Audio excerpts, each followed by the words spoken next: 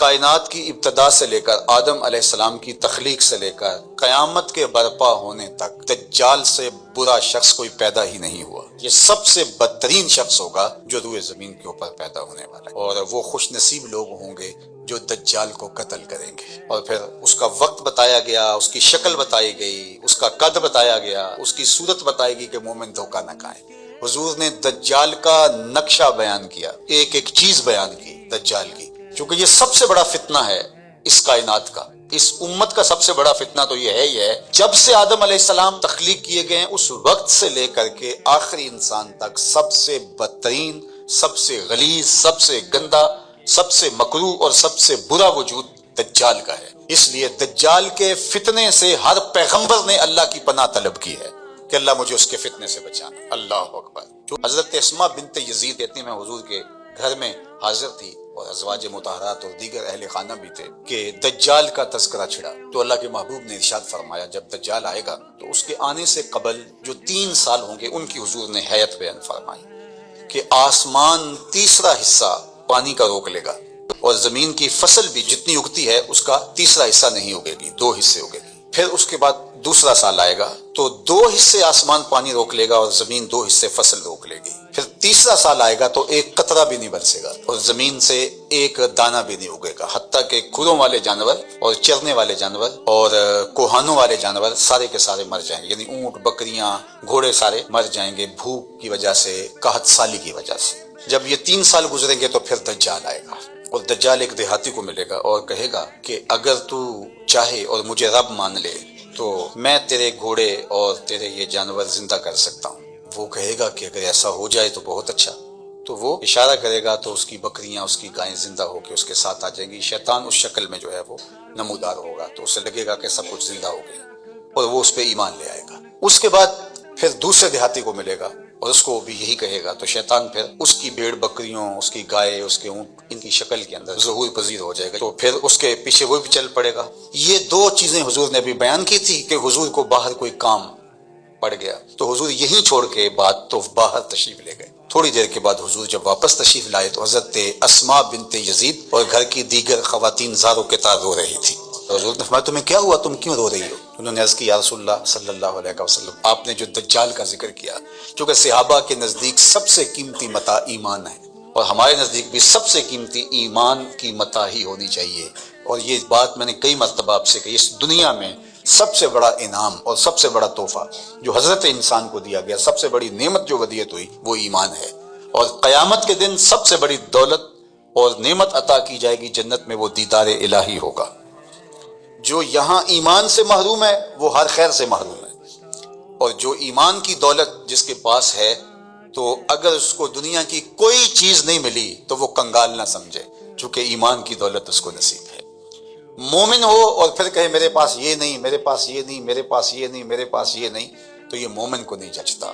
تو صحابہ تو شکریہ ادا کرتے تھے، اور جب سنا کہ ایسے ایمان سستے سودے میں گائے اور بکریوں کی عوض چلا جائے گا تو صحابیات رونے لگیں، تو اللہ کے محبوب صلی اللہ علیہ وآلہ وسلم نے ارشاد فرمایا کہ اگر دجال میری موجودگی میں آ گیا، فرمایا فکر نہ کرو میں نپٹ لوں گا، اور پھر آقا کریم نے ارشاد فرمایا کہ اگر میرے بعد آتا ہے تو پھر ہر مومن کا اللہ خلیفہ ہوگا، یعنی اللہ اس کی طرف سے اس کی حفاظت فرمائے گا۔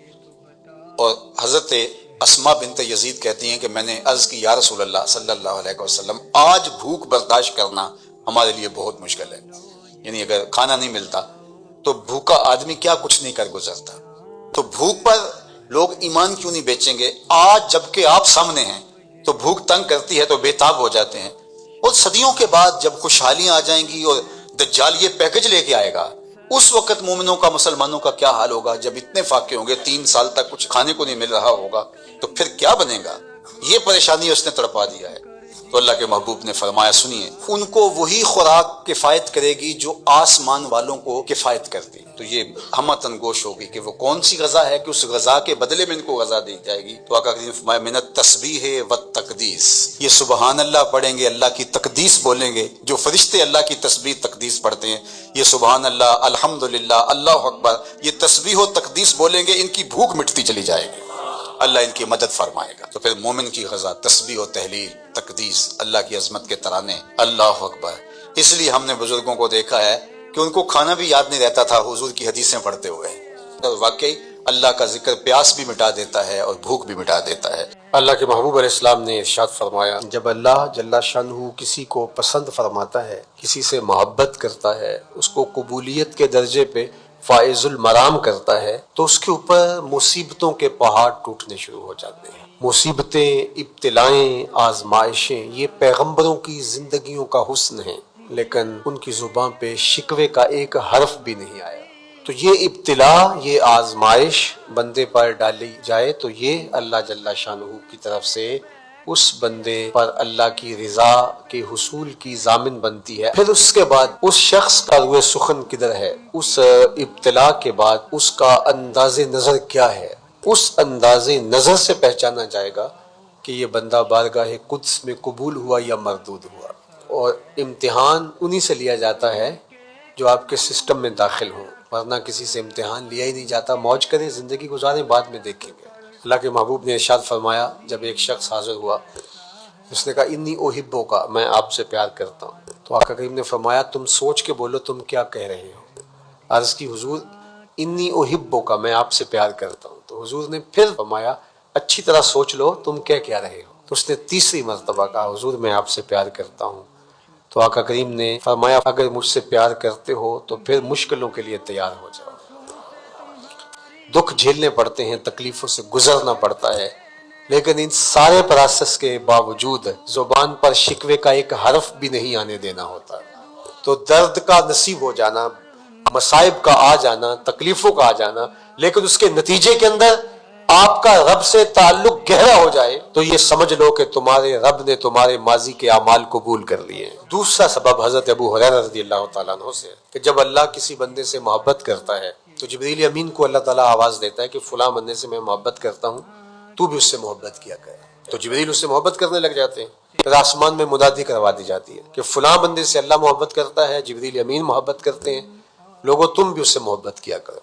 फिर उसकी कबूलियत को दुनिया में रख दिया जाता है, लोग उससे प्यार करने लग जाते हैं, लोग उससे मोहब्बत करने लग जाते हैं। ये इस बात की दलील है कि अल्लाह ताला ने उस शख्स की जद्दोजहद को, उसकी नमाजों को, उसके रोज़ों को, उसके अमाल खैर को, उसकी खिदमत दीनिया को, उसकी अच्छाइयों को, उसके सजदों को, रुकू, क़याम और सुजूद को अपनी बारगाह में कबूल फरमाया है। महबूब अलैहिस्सलाम ने एक तीसरी चीज़ इरशाद फरमाई, जब अल्लाह जल्ला शानहू किसी बंदे के लिए खैर का इरादा करता है तो मौत से कबल उसको अच्छे आमाल की बेतहाशा तौफीक अता कर देता है। तो ये इस बात की दलील है कि रब ने उसको अपनी बारगाह में कबूल फरमा लिया। खुदा का जिक्र करे, जिक्र मुस्तफा ना करे, हमारे मुंह में हो ना करे। मदीना जा के फिर ना निकलना शहर से बाहर, खुदा ना ये जिंदगी वफा ना करे। असी जिनको बना कर के मदीना